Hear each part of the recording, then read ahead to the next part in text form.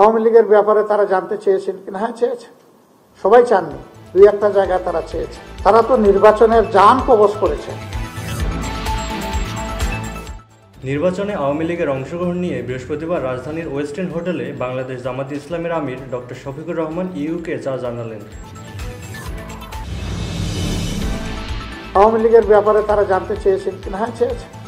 সবাই চাননি, দুই একটা জায়গায় তারা চেয়েছে। তারা তো নির্বাচনের জান কবজ করেছে। আমরা বলেছি যে কিছু বিচার হতে হবে দৃশ্যমান, যাতে জাতির মনে আস্থা তৈরি হয় যে বিচারের এই ধারাটা অব্যাহত থাকবে।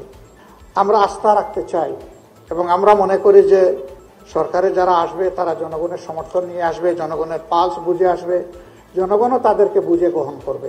আমরা বিচারকে বাধ্য করে দিতে পারি না, আমরা বলে দিতে পারি না যে অত তারিখের মধ্যে বিচার সম্পন্ন করতে হবে। তাহলে এটা হবে বিচারের উপর নির্লজ্জ হস্তক্ষেপ, অহেতুক হস্তক্ষেপ। এ অধিকার আমাদের নেই, কিন্তু আমরা দাবি করতে পারি। আর আমি এটা বলি নাই যে ফেব্রুয়ারির ভিতরেই ইলেকশন হতে হবে। আমি অনেকগুলা কারণে সেখানে বলেছি যে কেন এই ফেব্রুয়ারিকে চয়েস করা যায়। এরপরে এটা কোরআনের আয়াত নয়, বাস্তবের প্রয়োজনে একটু আগাইতে পারে, একটু পিছাইতে পারে। এর আগেই যদি জাতির প্রত্যাশা পূরণ করে ইলেকশন হয়, তাতে আমার আপত্তি থাকবে কেন? আমার তো আপত্তি থাকার কথা না। আবার যদি এর জন্য আরো একটু সময়ের প্রয়োজন হয়, আমরা 15.5 বছর 16 বছর অপেক্ষা করতে পেরেছি, আরো 1-2 মাস অপেক্ষা করতে পারবো ইনশাআল্লাহ। দেশটা আমাদেরই, ভালোর জন্যই আমরা এটা করব। আপনার নেক্সট কোয়েশ্চন যে অন্তর্ভুক্তিমূলক নির্বাচন নিয়ে কোনো কথা হয়েছে কিনা? অবশ্যই হয়েছে। আওয়ামী লীগের ব্যাপারে তারা জানতে চেয়েছেন কিনা? হ্যাঁ, চেয়েছে। সবাই চাননি, দুই একটা জায়গায় তারা চেয়েছে। আমরা তাদেরকে বলেছি যে আমাদের দেশে কেবলমাত্র একটা গণহত্যা হয়ে গেছে, শহীদের মা শিশুরা এখনো কান্নাকাটি করছে, স্ত্রীরা কান্নাকাটি করছে, আহতরা কেউ কেউ এখনো হাসপাতালের বেডে আছে।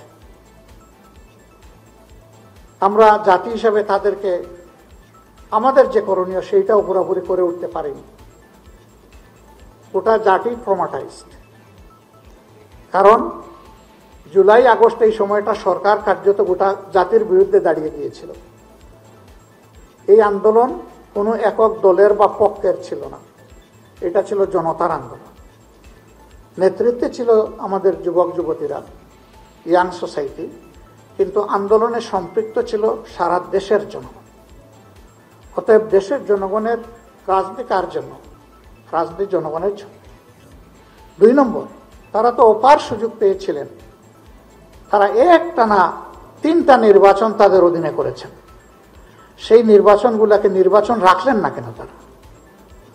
তারা তো নির্বাচনের জান কবজ করেছেন।